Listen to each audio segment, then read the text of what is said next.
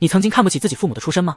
这个小女孩从小就生活在农村，她的父母开了一家西装店，他们依靠制作西装维持生活。一天，一对军官夫妇来到他们的西装店定做衣服。小女孩聪明机灵，很快就得到了军官夫人的喜爱。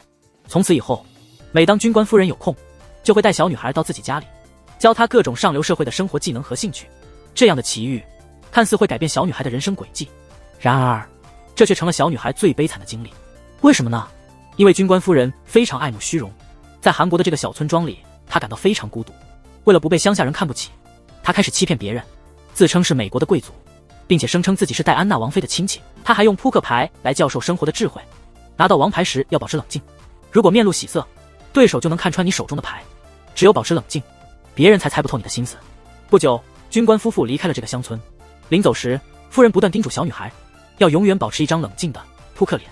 小女孩把这些话深深记在心里，但她的父亲却开始担忧。他们家境贫寒，女儿却整天梦想着贵族生活，担心她将来会不会吃苦。母亲则觉得不用太担心，相信女儿能够自己应对。时间飞逝，几年过去了，小女孩也长大了，开始上学。她叫柚墨，她在学校的成绩非常优秀，但家庭条件限制了她学习芭蕾舞。面对同学们的质疑，她解释说芭蕾只是自己的一个兴趣，但有同学发现她家很穷，而且她的母亲是哑巴。柚墨听到这些话非常生气，他请求父亲允许他参加芭蕾舞比赛。他不化妆，连服装也是借来的，只希望父亲能让他参加比赛。他决心要洗刷之前的耻辱。幸运的是，哑巴母亲给予了他支持，这才让父亲同意了。柚墨没有辜负大家的期望，给那些轻视他的人以沉重的打击。柚墨依靠冷静的扑克脸和一系列的谎言，让周围的人对他赞誉有加。直到高中时，柚墨陷入了爱情，本来星光璀璨的生活突然被打乱了。高考仅剩几个月，他与老师的恋情被学校发现，老师将自己的卑鄙本性展露无遗，把所有责任都推给了柚墨。他声称是柚墨勾引了他。听到这些，柚墨非常伤心。老师最终只是被停职处理，成绩优秀的柚墨却被学校开除。他只能在清晨悄悄和父亲离开，前往首尔的一所学校。由于临近高考，这个时候转学的学生通常都被认为有问题，所以新学校起初不愿意接收柚墨。但在父亲的再三恳求下，以及因为柚墨的优异成绩，老师破例接受了柚墨。不过他对他提出了一个要求，那就是专心学习，不要交友。父亲为柚墨找了一间房子，并留给他一笔生活费，让他想买什么就买什么。柚墨心情不好时，直接让父亲离开。在这个陌生的城市，陌生的环境中，他感到非常不适应，尤其是不习惯没有人赞赏他，因此他的成绩急剧下滑，以至于未能考上大学。高考结束后，柚墨陷入了深深的失落之中。这时他的父亲打来电话，告诉他母亲患上了老年痴呆，让他有空回家看看。听着父亲期待的声音，柚墨实在开不了口。经过一番犹豫后，他再次撒谎，告诉父亲自己考上了大学。父母听后非常高兴，不远千里来看望柚墨，甚至还给他带来了珍贵的礼物。柚墨接受了父母的礼物后，柚墨开始维持自己的谎言。他花了不少钱报了补习班，希望明年能考上大学。在他复读的这段时间里，和他住同一出租屋的志源是一名真正的大学生。志源从房东那里听说柚墨和他就读同一所大学，于是他热心地接近柚墨，两人互换了电话号码。志源邀请柚墨加入校园编辑部，柚墨知道自己是假冒的，以没兴趣为借口拒绝了志源。看着志源离开的背影，柚墨感到非常羡慕，他也渴望那种充满活力的大学生活。那天，柚墨收到志源的短信，邀请他去编辑部吃披萨。补习班一结束，柚墨就去了编辑部，这是他第一次和这么多人共进晚餐。他内心的虚荣心又开始膨胀。当别人问起他的家乡时，他脱口而出说自己从小在美国生活。这番话引来了周围人羡慕的目光，这样的赞美让柚墨感到很开心。志源觉得柚墨很可爱，于是送给他一件编辑部的专属 T 恤。不久之后，柚墨结束了复读，再次参加高考。试卷一收走，他就趴在桌子上后悔，他担心这次又会落榜。在回家的路上，志源打来电话，邀请柚墨参加编辑部的活动。在活动现场，漂亮的柚墨吸引了很多人的注意，在场的所有男生都对柚墨献殷勤。在这个充满活力的夜晚，自然少不了浪漫的爱情故事。柚墨遇到了他的白马王子江浩，两人迅速陷入爱河。几天后，复读班的老师打电话来，劝柚墨不要把目标定在难度较高的医学院，以免再次落榜。但柚墨宁愿再次复读，也不愿去一个三流大学。那天，柚墨和江浩约会，江浩无意中看到了柚墨的复读书，江浩感到非常好奇。柚墨解释说他在做家教工作，江浩并未怀疑，他告诉柚墨一个好消息，他有机会去纽约做交换生，但他不想离开柚墨。他提议柚墨一起去纽约，等毕业后两人可以结婚。江浩之前已向家人提起过幼默，这是个让幼默见家人的好机会。幼默终于能去他梦寐以求的美国，幼默自然不会拒绝，但留学需要很多钱，他家的经济状况根本无法支持。幼默开始欺骗他的父亲，他谎称自己被选为优秀学生，学校奖励他去国外深造。父亲经过多次考虑，最终筹集了留学所需的资金。也许是幼默撒谎太多，让天都无法忍受。在机场，江浩接到了母亲的电话，幼默的所有资料都是假的，他所说的在美国长大全是谎言，还有他所说的大学中根本没有幼默这个人。飞机起飞后，幼默一个人带着行李离开了机场。原来江浩在得知真相后，偷偷乘坐飞机离开，留下了幼默。这件事让幼默伤心了整整1周。一天清晨，他接到邻居的电话，他的父亲去世了。实际上，在幼默去美国前，父亲已经患有癌症。为了不影响幼默的未来，父亲选择了隐瞒病情。幼默匆忙返回老家，他跪在父亲的灵前痛哭，他感到非常后悔。如果他没有撒谎，他就能见到父亲最后一面。葬礼办完后，幼默开始经营西装店。他在查阅账本时发现，他的父母一生都在节省开支，家里所有的大笔开销都是为了他，这让幼默更加悲伤。安顿好母亲之后，幼默返回首尔，因为没有学历，只能到处做些临时工维持生活，同时还得找更好的工作。有一天，他在网上看到一则招聘启事，广告说不限学历。幼默决定尝试一下。这是一家家族企业，经营着一家美术馆，公司的 CEO 是李作家。幼默要做的工作就是照顾李作家的女儿玄珠，让她生活的舒适。李作家看了幼默的简历，不禁对他进行了讽刺，但既然女儿喜欢，他也就没多说什么，只要幼默不无故迟到或缺勤，好好工作就可以了。幼默最终被录用了。李夫人是一个虔诚的教徒，有空就会和教会的姐妹们一起祷告。玄珠刚从美国回国，她现在经营一家配饰店，性格开朗活泼。虽然这份工作也很累，但对比之前的零工来说，好的不是一点，至少为她缴纳了4大险。有一天，玄珠和李夫人准备接待客人，李夫人觉得玄珠的衣服太暴露，让幼默去玄珠家里拿一些比较遮体的衣服来。这是幼默第一次进玄珠的房间，房间的豪华让他大吃一惊，衣帽间的琳琅满目更是迷人。这时幼默看到地上有一双高跟鞋，他忍不住试穿了一下，他很满意，但这并不属于他。玄珠的生活简直就是幼默谎言的现实版。从小在美国长大，父母是企业家，他从未想过自己编织的谎言竟然会真实的出现在自己眼前，但他只能羡慕。时间飞逝，幼默已在这里工作多年，玄珠非常信任他，甚至使用玄珠的名义贷款。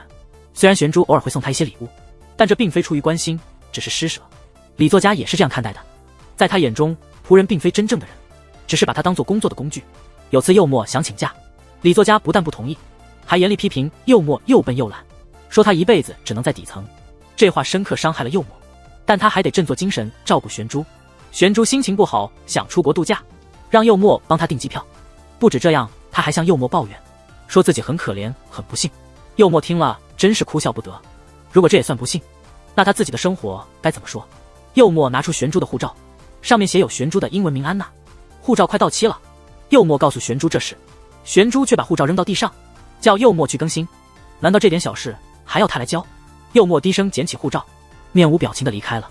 晚上看着窗外的大雪，幼默决定了，他受够了这种生活，他的计划里不应该是这样，他太向往那种虚荣的生活了，所以偷了美术馆的现金，拿走了玄珠的美国护照，趁雪夜离开了美术馆，回到乡下好好睡了一觉。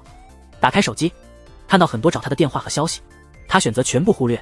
看到志源的消息后，幼默回了电话，他在志源面前保持着完美形象，想通过志源找份工作。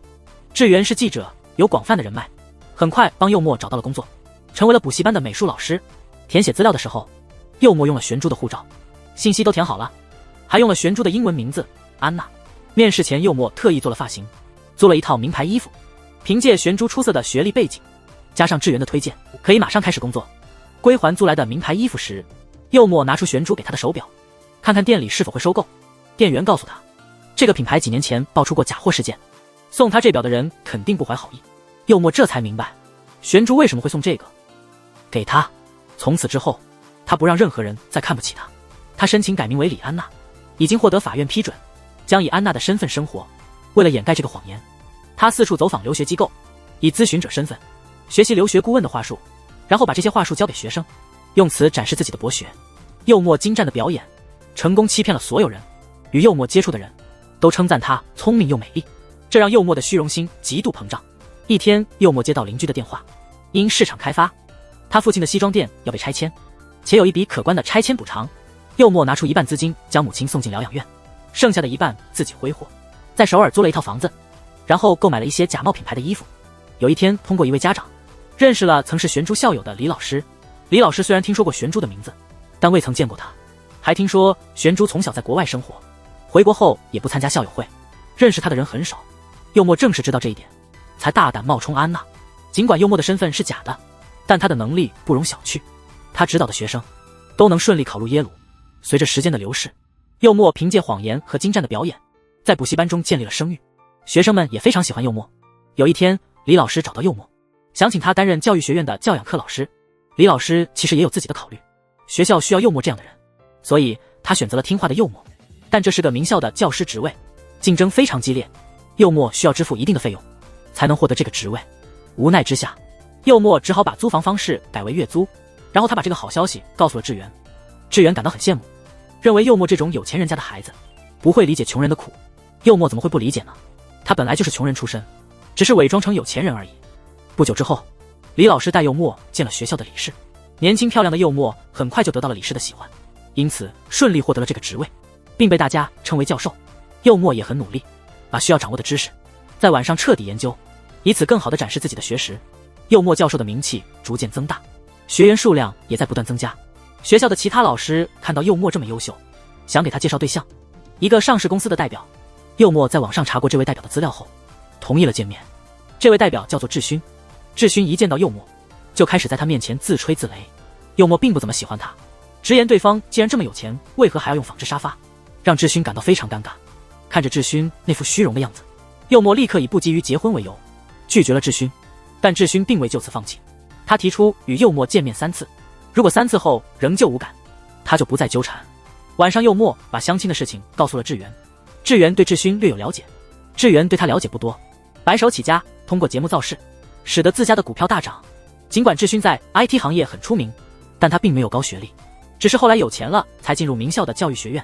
或许智勋和幼默有些相似，都是没什么学历，从基层做起。也许幼默想成为真正的上流社会人士。了解到智勋的过去后，幼默开始和智勋交往。这一天，幼默回乡下探望母亲，母亲用手语告诉幼默，他做了一个噩梦，梦见幼默哭得很伤心，还要去很远的地方。看着有点痴呆的母亲，幼默自言自语，他不是要去远方，而是要结婚了。因为他的谎言，所以母亲不能来参加他的婚礼。两家定亲时，幼默所谓的父母其实是他花钱请来的演员，幸好这些演员演技很好，成功的欺骗了智勋的父母。没多久，幼默和智勋举行了婚礼。从此之后，幼默成功跻身上流社会。婚礼现场合影时，智勋的父亲叫来一个孩子，是智勋堂兄的儿子。这个小孩患有自闭症，他看到幼默手中的捧花，开始讲述花的种类和产地。智勋赶快拦住了他，大家一起拍了张合照。结婚后，幼默如愿成为了上流社会的一员，智勋也得到了应有的社会地位，毕竟娶了一位名校的教师，而且他又这么漂亮优雅。和其他企业家一样，智勋的财富一旦达到一定水平，便计划进军政界，因此带着幼默出席各种政界聚会。知性而优雅的幼默为她的丈夫赢得了不少支持者。随着认识的人越来越多，幼默内心的不安也逐渐增多。她其实是假扮的安娜，如果遇到真正认识安娜的人，她就得回到以前的生活，甚至可能比以前更糟。因此她不希望智勋进入政界，但智勋已经下定决心，他当然不会退缩。智勋参加了名校的绘画奖颁奖典礼，下一位发言的是一位聋哑女孩，约定的手语老师没能及时到达。幼默得知后主动提出担任翻译，女孩显得很紧张。幼默安慰她，告诉她不用担心表现，除了自己无人知晓。幼默的话缓解了女孩的紧张。女孩在台上自信地用手语发表获奖感言，幼默在旁边进行口译。演讲结束后，女孩紧紧抱住了幼默，现场观众爆发出一阵欢呼。智勋对幼默的表现非常满意，因为他即将进军政界，他需要这样能干的贤内助，帮他赢得更多支持者。晚上，幼默回到家，在乘电梯时遇到了他此生最不想见到的人，那人是玄珠。尽管他低头试图避开，但玄珠还是认出了他。当玄珠喊出李幼默3个字时，幼默不由自主的后退，甚至在电梯到达楼层时，他因紧张而忘了下电梯。还是玄珠提醒了他，他才慢慢走出电梯。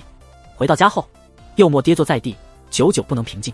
自从遇到玄珠，幼默一直心神不宁。他发现玄珠似乎也住在同一栋大楼。为了了解玄珠的近况，柚墨联系了曾在玄珠家工作的佣人，佣人告诉他，李作家去年已去世，公司也接近倒闭，玄珠因离婚才回到韩国。回国后，他跟一个艺人合作做服装生意，至于是否会回到美国还不确定。了解这些之后，柚墨感到更加危机重重。他后来见了志源，想弄清楚志源为什么想进政治部。在志源看来，那些平日里高呼正义的人，实际上都是为了自己的私利，所以总需要有人给他们点颜色看看。柚墨一回家就劝志勋搬家，他想住在可以完全打开窗户的屋子，但志勋不同意，他觉得住这里能体现他的尊贵地位。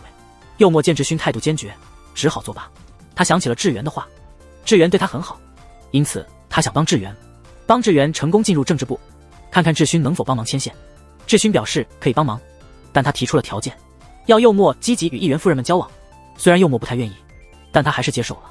志勋说到做到，第二天志源就接到了政治部的电话，让他去上班。志勋看起来风度翩翩，但实际上品行不佳。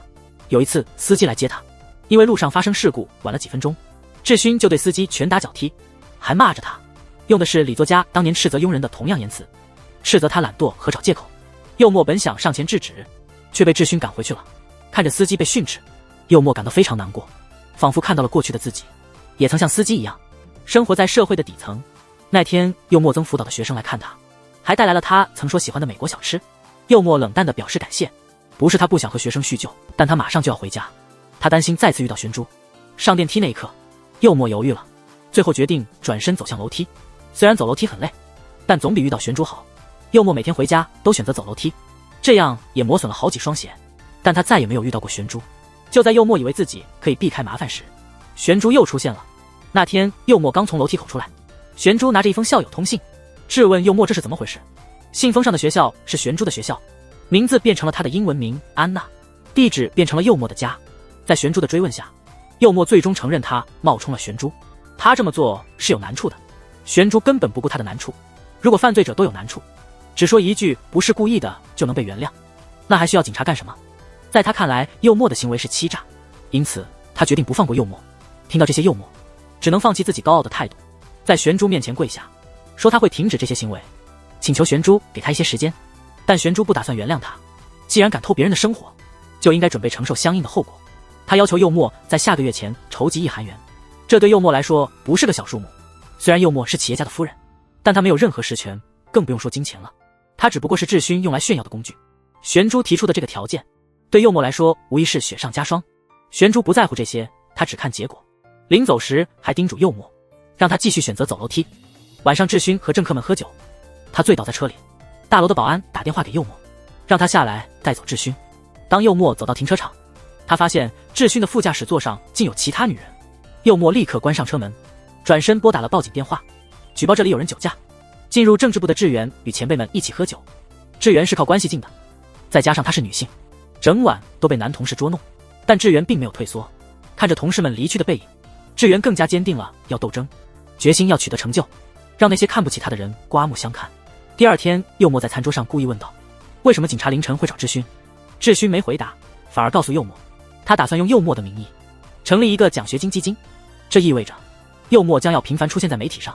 柚墨很不情愿，但志勋认为有钱就应该让人看到，特别是他最近还在参选。作为夫妻，他们的一举一动都会被人解读和评价。柚墨听后沉默不语。这时，昨晚的那个女人开了家门的密码锁，走到他们面前。志勋对柚墨的震惊视若无睹，介绍说这是他的秘书，从今天开始，秘书将和他一同上下班。秘书向柚墨做了自我介绍，讽刺的是，这位秘书也叫柚墨。原来玄珠向柚墨索要30亿，是因为他自己欠了30亿。李作家去世后，一直只会花钱的玄珠，很快就把家里的钱花光了，甚至连一栋楼都赔进去了，这才迫使他威胁柚墨。他觉得可以安心拿这笔钱，但柚墨却为此苦恼。要知道，30亿不是30块。在柚墨苦恼时，家里的佣人过来请假，他要去看望要做手术的孩子。但明天志勋要宴请政客，正在烦恼的柚墨突然爆发，竟然说出了和志勋一样的话。他凭什么要顾及他们的感受？凭什么要在乎这些麻烦事？话一出口，柚墨就后悔了。他何时变成了这样的人？何时开始这么看人和事？难道普通人就不是人了吗？就在柚墨生气的时候，秘书悄悄站在旁边，看到秘书后，柚墨才冷静下来，最后同意了女佣的请假请求。秘书过来是为了带柚墨去参加晚宴。在路上，柚墨和秘书聊天，问秘书跟着志勋是不是感到很累。秘书不敢随便说话，一开口就赞扬了智勋。柚墨听后淡淡的说了一句：“你看，任何人都可能撒谎。”秘书原本想解释，但柚墨不再继续这个话题，秘书只好下车去确认宾客是否都到齐了。这个行为让柚墨想起，他曾经为玄珠服务时，也经常帮玄珠确认宴会的宾客是否到齐。现在的秘书，完全就是过去的柚墨。确认宾客齐后，柚墨前往参加晚宴。在晚宴期间，秘书接了一个电话，悄悄地对智勋耳语。智勋听后脸色大变。在另一边，智源和江浩约好见面。其实江浩刚从美国回来时，他们已经见过面。这次是江浩主动联系智源，因为他有事要告诉智源。两人坐下后，江浩拿出手机询问报道里的人是不是柚墨。智源点头确认，因为担心他们尴尬，所以之前故意没说。但江浩接下来的话让智源非常震惊，柚墨根本不是大学生，而是一个3次高考落榜的人。他们交往时，江浩就发现了柚墨的谎言，柚墨从一开始就在欺骗大家。智源听后非常震惊，在地下停车场里看着对自己威胁的女人，柚墨多么希望她消失。他的想法转为行动，柚墨踩下油门向玄珠驶去，但在最后一刻他还是踩了刹车。玄珠看到这并不害怕，反而嘲笑柚墨不敢动手。为了遵守与智勋的约定，柚墨开始与议员夫人们会面。原来这些议员夫人们也没什么特别，她们和柚墨一样，都是被丈夫利用的工具。让这些女人们见面的目的是让她们帮忙处理丈夫不方便露面的交易。智勋刚开始涉足政界，迅速得到了广泛的支持，自然送礼的人也络绎不绝。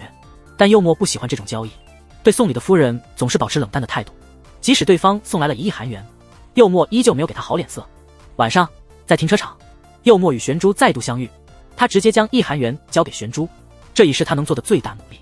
没想到玄珠直接将钱扔在地上，他要的是30亿而不是1亿。如果柚墨没有钱可以向丈夫要，如果不知道怎么开口，玄珠表示不介意帮忙，临走前还叮嘱柚墨让他以后继续走楼梯。为了筹集30亿韩元，柚墨回到了家，开始列出需要会见的议员夫人们，如果每个人都能出钱，他就能在下个月前筹足30亿。柚墨开始积极的会见议员夫人们，并且对他们非常友好。看着自己脚下的一袋钱，柚墨终于放心了。另一边，从江浩那里得知柚墨撒谎后，智源一直难以置信，但江浩说的头头是道。作为一名记者的智源，本着寻求真相的原则，开始调查柚墨的真实身份。首先联系了自己的大学，查询当年的新生名单有没有柚墨。查询结果有很多幼儿，但没有一个是美术系毕业的。既然查询不到柚墨，他决定查找李安娜这个名字，但依然没有找到此人。智源坚持不懈地继续调查，他去了大学时租住的地方找房东，向房东询问柚墨的情况。房东对柚墨的印象非常深刻，柚墨曾经欠下最后2个月的房租后就消失不见了，电话不接，短信不回，而且他的房间一团糟。房东因此还去过柚墨的老家，去找他父亲要房租。房东回忆说，柚墨的老家在一个乡村地区，他的父母经营一家西装店，家庭条件并不好。智源根据这些信息，又去了柚墨以前的补习班。补习班的负责人告诉他，柚墨很有知性和优雅，他教的学生几乎都考进了名牌大学，没有什么异常。如果非要挑点问题，那就是柚墨的英语发音不太好，他讲的是英式英语。智源要求查看柚墨的学历证书，他随后去了柚墨的老家，刚下车就走进了邻居的小吃店。当智源提起柚墨时，邻居大妈显得很骄傲，她和柚墨的母亲一直被柚墨欺骗，直到现在还以为柚墨在美国。智源接着访问了柚墨曾经的高中，柚墨的老师对他印象很好，柚墨外表和成绩都非常优秀，只是过于喜欢被人注意。高3时和年轻老师恋爱被发现，因此被迫转学到首尔。老师回忆说，柚墨在首尔读书期间，有几次晚上突然去找他，哭泣一整夜，然后一大早就坐车回首尔。在老师看来，像柚墨这样从小被夸奖的孩子，一旦感到自己无能为力，就会显得很脆弱。现在的柚墨变成了什么样的人？这时智源接到了公司的电话，上级要求他晚上留出时间接待智勋。智源本来打算拒绝，正是智勋推荐他来这里工作的。无奈之下，智源只好急忙返回首尔。与此同时，玄珠来到了机场，但她并非要离开，30亿还没拿到手，她怎么可能轻易离开？她来机场是来接她的丈夫和女儿的。她和她的丈夫本来关系就不好，由于航班延误，她对丈夫更加不满。玄珠活这么久，没有什么是她觉得特别值得珍惜的，但她的女儿是个例外。她非常珍视自己的女儿，只要女儿在她身边就足够了。接到女儿之后，玄珠没有给丈夫好脸色，她直接带着女儿离开了，让妈妈和丈夫处理行李。玄珠不想见到丈夫，丈夫也是一样，她希望能尽快完成离婚手续，这样他们就不必再见面了。智源急忙回到首尔，按约定接待了智勋。对于自己是公司的空降兵，智源感到不爽，而志勋似乎并不在意，他不是那种利用别人好处随便安排工作的人。他之所以同意安排志源，是因为看重志源的能力，他想给志源一个机会。说完，他递给志源一份文件，文件里是关于竞争对手的负面信息，他希望志源能感激他，并希望他将这份报道发出去。但作为记者的志源不会无缘无故发布负面信息，因此他放下了文件，明确地拒绝了志勋。志勋并不生气，只是觉得志源还没有经历过苦难，在绝对的权力面前，自尊是非常廉价的。他劝志源应该像幼沫一样，抓住机会为自己的利益而活，摒弃那种可悲的自尊。志源听着志勋的话，感到极其反感，他尽快送走了志勋。志源收到了幼沫的学历证书，收到了耶鲁大学发来的邮件，邮件证实学校确实有名叫李安娜的人，他在那里获得了硕士学位。看到这些消息，志源几乎要疯了，他不知道哪个才是真正的幼沫。市长候选人秘书体贴地准备了花束，让幼沫上台给她老公献花。活动结束后，举行了政界的聚餐，餐桌上竞选团队高喊夫妇二人的名字，志勋非常兴奋，幼沫则冷漠地坐在一旁，他心里一点也不快乐。志勋为庆祝成为候选人，和团队整夜狂欢，幼沫无法忍受，只好先回家。期间稍微关心了一下秘书，没想到秘书也非常辛苦，他必须时刻陪伴志勋，还要随叫随到。走进电梯后，秘书疲惫地坐在地上，家中的幼沫也很疲惫，直接躺在地上睡觉。志勋整夜未归。隔天早上，团队建议志勋养只猫，现在人们很喜欢猫，如果选举期间养猫，大众可能会自发产生话题。一听到可以制造话题，志勋立刻答应了，但他需要为猫取个名字。宣传室正在等着发布领养猫的消息。经过一番思考，志勋用首尔的谐音手屋里给猫命名。幼沫继续与议员夫人们见面，志勋成功被选为候选人，来送礼的人络绎不绝。幼沫随便聊几句就能收到不少礼金。见完议员夫人后，幼沫去药店买药，看到新闻报道，一名30多岁的女性对生活失去希望，在车内用炭烧自杀。看到熟悉的建筑，幼沫心中生疑。他回家时，他绕路到自己以前工作的地方，那里是玄珠的家，看到许多警察在那里守着。这时幼沫才相信自杀的人竟然是玄珠，他内心感到复杂，不知道应该高兴还是悲伤，带着激动的心情回家。过去很长一段时间，为了避开玄珠，他总是选择走楼梯。现在玄珠已经去世，他终于鼓起勇气按下了电梯的按钮。经过多年婚姻，他才发现老公有很多秘密，不仅之前离过婚，还有一个自闭症的儿子，这对他来说难以接受。他决定要反击，回想起玄珠在停车场勒索他，还威胁他以后继续走楼梯，因此幼沫认为以玄珠的性格，他不会轻易自杀，这让他对玄珠的死产生了怀疑。不久后，志勋回到家质问幼沫为什么没参加今天的重要活动。幼沫漫不经心地说他有课，反正他去了也只是坐着像花瓶，少去几次也没关系。志勋冷冷地看着幼沫，质疑他的态度。他现在的语气和当初开除司机时一样，但他并不是司机。志勋无话可说，点燃了香烟，要求幼沫辞掉学校的工作，并让秘书跟着他。幼沫很清楚，让秘书跟着他只是为了监视。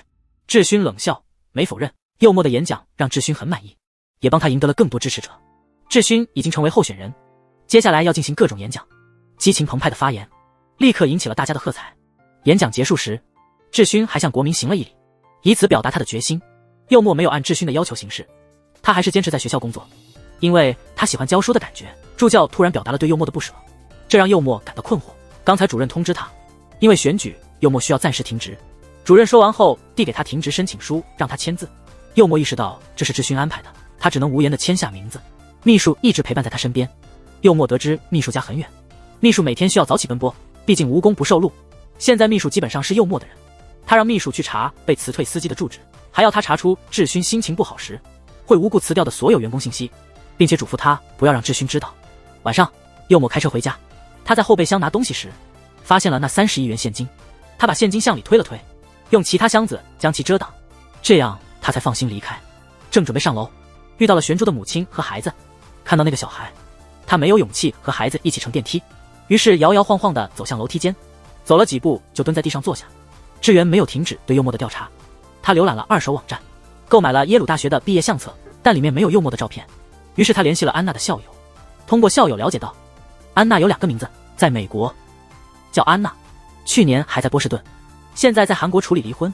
校友推测志源找安娜，可能是因为代写论文。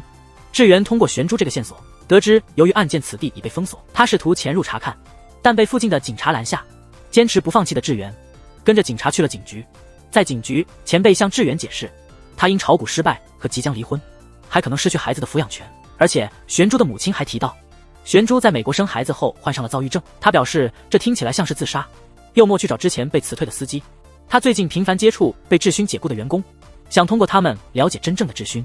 他相信跟随智勋4年的司机肯定知道一些他不知道的事情，他希望司机能透露一些信息，但他签了保密协议。看到这种情况，柚墨开始劝司机说，智勋那样的人不应该成为首尔市长。第二天，他体验了一天志愿者的生活，还接受了记者的采访。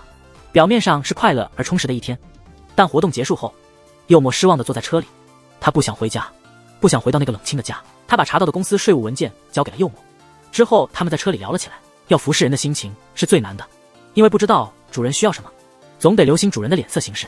柚墨感到非常有共鸣，因为他也有过类似经历。他向秘书借了打火机和烟。第二天，智勋出门拉选票，柚墨就跟在他后面。他在新闻中看到关于智勋的报道，看到报社的人都忙碌着，他不清楚发生了什么事。晚上，智勋的丑闻被曝光，他有个已婚的妻子和一个患有自闭症的儿子。智勋晚上才知道这件事，他在训斥跪在地上的手下。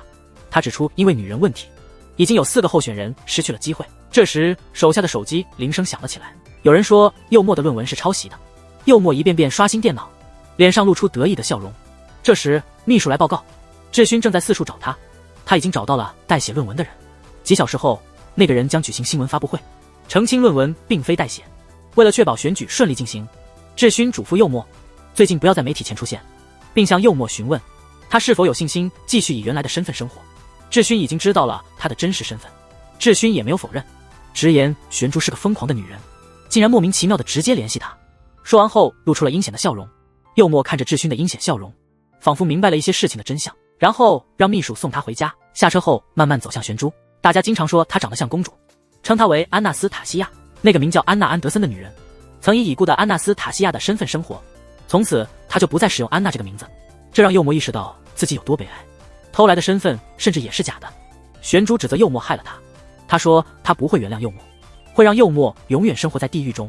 柚墨也失去了回家的心情，独自一人站在街上抽烟，思考自己是否真的想要那些东西。在想清楚这个问题后，柚墨去了志源的家，敲响了志源的门。夫妻俩刚做完剧烈的运动，妻子似乎还没缓过劲来，因为智勋刚刚真的差点掐死柚墨，但在最后一刻突然停手。这对夫妻表面看起来很亲密，实际上早已名存实亡。这也反映了当下社会的一种现象，丈夫负责赚钱，妻子负责看孩子。除了孩子，夫妻之间几乎没有其他交流。自从玄珠出事之后，柚墨与智勋的关系更加紧张。在人前，他们是恩爱的夫妻，私下里，他们相互厌恶。看着智勋那讨厌的嘴脸，柚墨感到非常厌恶。尽管智勋的私生子事件被曝光，但是支持率却显著提升，这主要是因为柚墨的影响。大家都认为柚墨非常高尚，她竟然原谅了丈夫的再婚。其实柚墨并不是一无所知，记得在婚礼上，智勋拉着的那个孩子，并不是堂兄弟，而是他自己的孩子。还有智勋的前妻，前妻并没有失踪，也没有在岛上意外死亡，而是被智勋暗中杀害。智勋也知道柚墨不是真正的安娜，难道他帮助柚墨处理了玄珠，就为了换取柚墨揭露他的秘密？他不理解，为了这种所谓高尚的生活，柚墨甚至改了名字，他还有什么不满的？说完，智勋突然掐住了柚墨的脖子，在柚墨快要窒息时，他突然松开手，把柚墨抱进怀里，在柚墨耳边低声说话。他从不希望玄珠死掉，但事已至此，柚墨也成了共犯。他不希望柚墨做出傻事。这时候有贵宾来访，两人立刻戴上了面具。智勋面带笑容迎接客人，柚墨则偷偷擦眼泪，然后面无表情地坐在一旁。智勋爆出丑闻，各大新闻纷纷报道，柚墨的照片也被公开，见过柚墨的人也都认出了柚墨。不久之后，柚墨接受了采访，他在镜头前再次展现了演技。他不在乎论文的谣言，但他心疼智勋的孩子，不希望生病的孩子成为众矢之的。智勋从手下那里得知柚墨涉嫌受贿，金额高达30亿，他立刻联系精神病医院，声称柚墨精神有问题，想在选举结束后将柚墨送进精神病院。随后他的手下开始询问秘书，难道柚墨真的没察觉到自己收钱的事吗？秘书解释说，柚墨和那些夫人见面不多，不过其中一次见面时有些奇怪，但他不知道柚墨收了钱。手下听后让秘书跟踪柚墨，不是让他做普通的公务员，而是监视柚墨的行动。秘书争辩说，智勋让他去监视柚墨，柚墨对此心知肚明，所以他会避开秘书做事。手下让秘书别说了，让他写报告，然后复制了柚墨的手机数据。柚墨晚上去看望母亲，但母亲已经认不出他了。母亲说他的孩子在美国，因为不能说话，所以让幼默帮忙写封信。信的内容是妈妈很想他。看着日渐老去的母亲，幼默非常心疼。与此同时，志远打开了手中的 U 盘，这是幼默交给他的 U 盘。那晚，幼默敲响了志远的门。志远坦白，他已经知道幼默窃取别人生活的事，但他不理解幼默这么优秀，为什么要这么做？